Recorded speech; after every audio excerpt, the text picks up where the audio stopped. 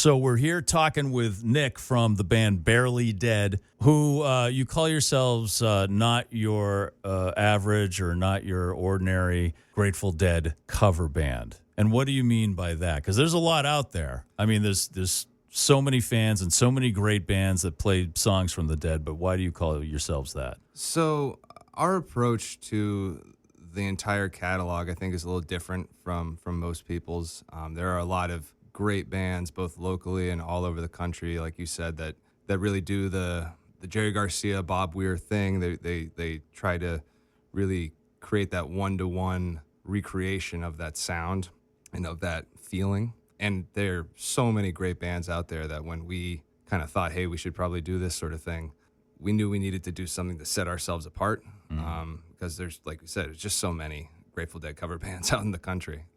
So we needed to take an approach that was unique.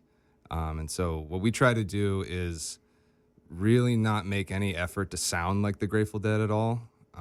The songs are just so good. They're so well written. And they really just play themselves. And so our approach is really to just take the five guys in the band with all our musical backgrounds and histories and likes and dislikes, and how would we play these songs if they were presented to us as a sheet of paper with some changes and some words. And obviously, like, it's not like we're completely rewriting everything left, right, and center, but it's more about taking our approach to the music rather than trying to recreate the Grateful Dead's original approach to the music. Is it wrong to say that's kind of similar to the way the Dead approached their music? It was an adventure, every show, every song, and with all their various musical backgrounds. Kind of, you guys jam out, right? You do improv like the Dead, and you just kind of, you have fun with it. Absolutely. Yeah, I mean, we like to think that we are, I think one of our original sort of taglines was a tribute to the music and spirit of the Grateful Dead. And I think that we've held true to that over the past 9.5 years, however long it's been, rather than trying to recreate what it used to sound like 50 years ago. It just opens everything up, and it makes it sound, in my opinion, a little more fresh, and it provides people that alternative where, there's Grateful Dead's playing every night of the week all across Massachusetts, let alone the country, and you can on a Tuesday catch a band that sounds like Jerry. And right. That's awesome. And then on Friday, you can come catch us. Right. And hear something that's different, and it doesn't feel like too much of the same thing. So I think we fit nicely into that whole world. And you guys are local, right? Yeah. So we're local. We had a long-time residency in Somerville at a club called Thunder Road, which unfortunately is no longer with us, another casualty of COVID. But we played every Wednesday in Somerville for 7-ish years. After COVID, we kind of tried to bring the Wednesday residency back, but it just wasn't quite the same. We were trying at some different clubs, and it just wasn't quite working the way it used to. We all kind of looked at each other and said, let's take this on the road. So we're local, but we've now toured California, Oregon, Washington a couple times. We're scheduled to go back there in October. We've been starting to hit the Midwest a fair bit, going down the East Coast, down to Georgia, hopefully to Florida soon. So we're local, but we're getting out there for sure. You're nationwide. Yeah, at this point, it's kind of cool. But yeah, that's awesome. And you said 9.5 years so far, right? Yeah. So. April 1st, 2015 was the first show. Nice. So, yeah. Like any band, like any scene, whether it's music or comic books or movies, whatever it may be, there are what I like to call hardos. Mm-hmm. And I'm sure you guys in your 9.5-year journey have run into some super deadhead hardos. Yeah.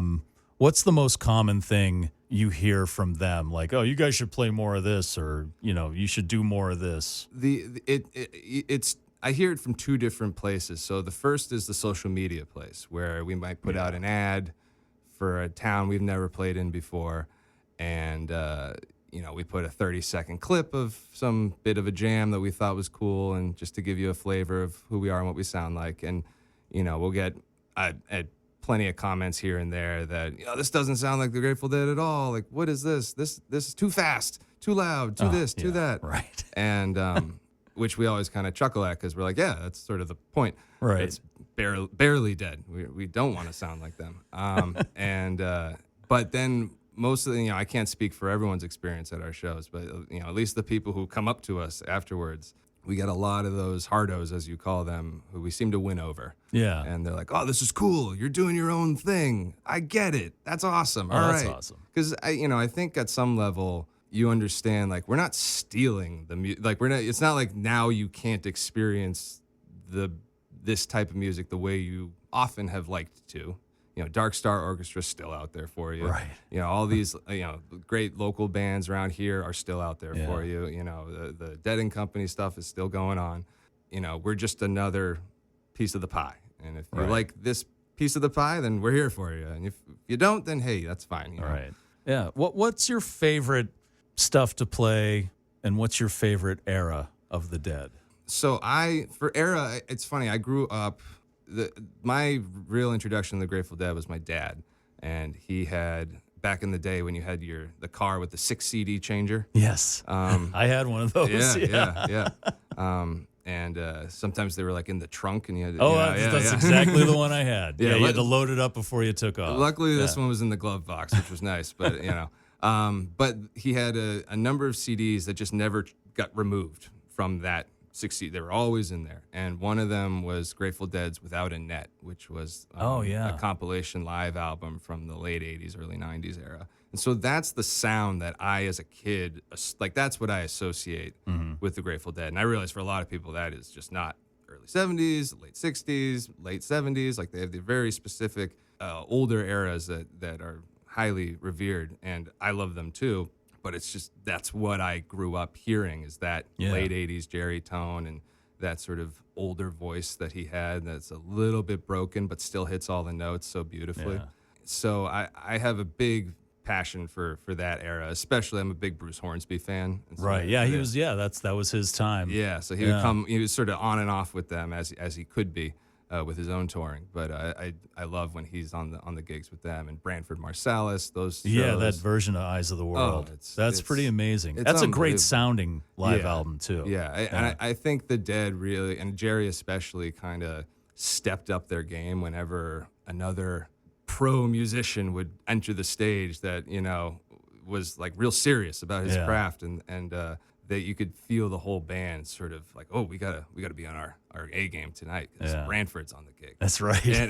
And you could hear it, that they're just amazing. So I love listening to that era. As far as playing it, I love big epic guitar solos. That's my favorite thing to do. So a guitar player saying that. That's weird. It's crazy, right? So our version of "Feel Like a Stranger," there's a really meaty guitar solo at the end of that always gets a big response from the crowd. It's impossible for it not to. Cassidy, same sort of thing. We do the jam a little different than the Dead do it, kind of ethereal feel, whereas we go heavy, dark, minor, almost metal. So yeah, those any song where I just get to go nuts for 5 minutes, I'm all about it.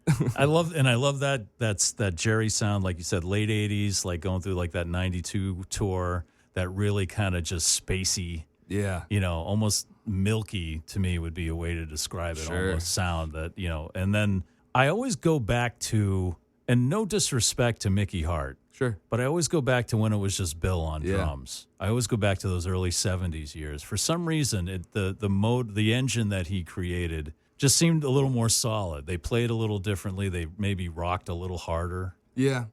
I think that's, we've experienced the double drummer versus the single drummer. So back in the day, our band was 9 to 10 people on stage. We had 2 drummers plus a full percussion rig, so basically 3 drummers.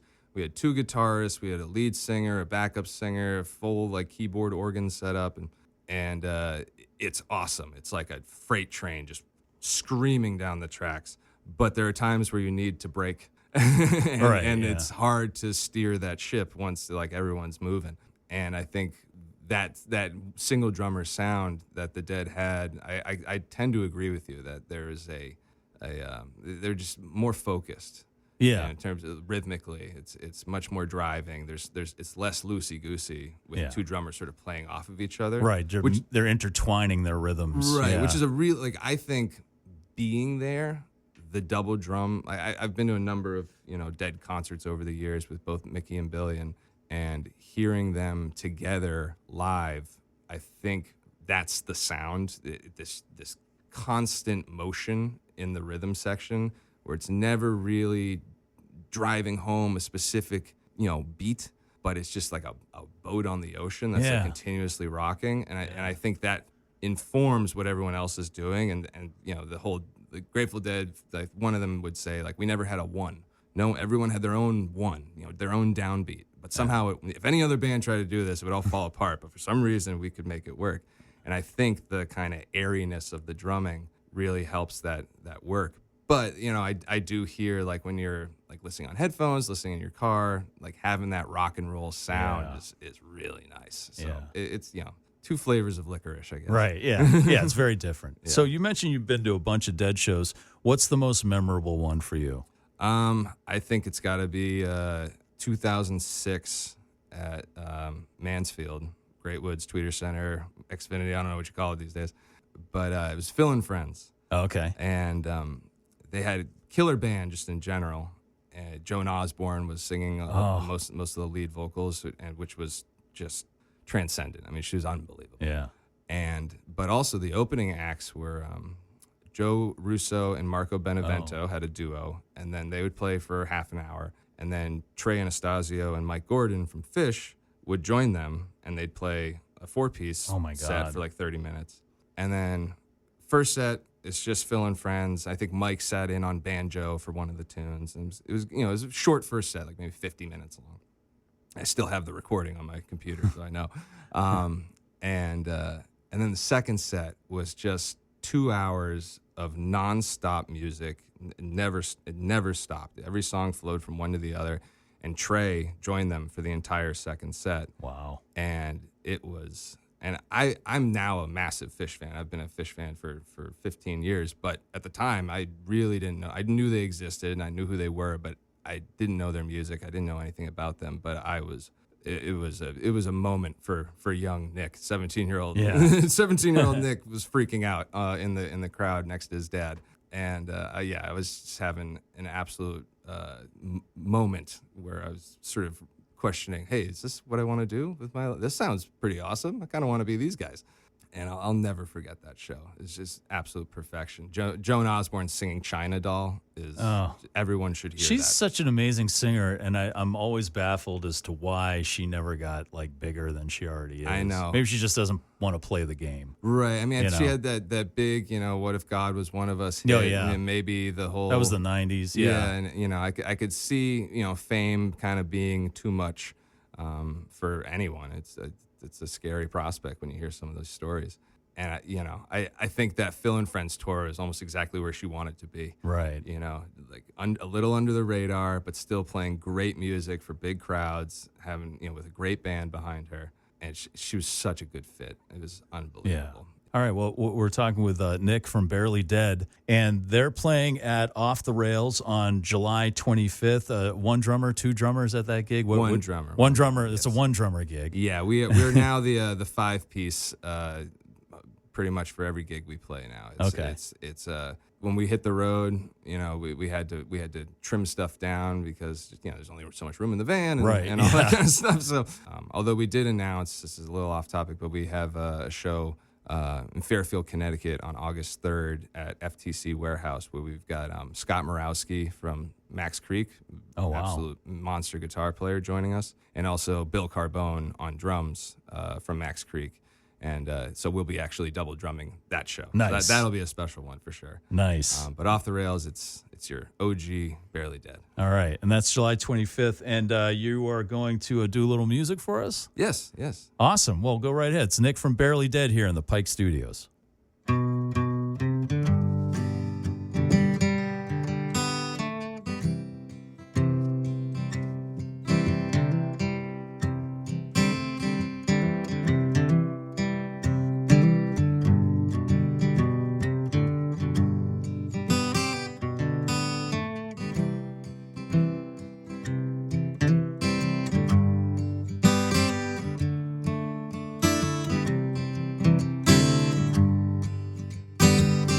If my words did glow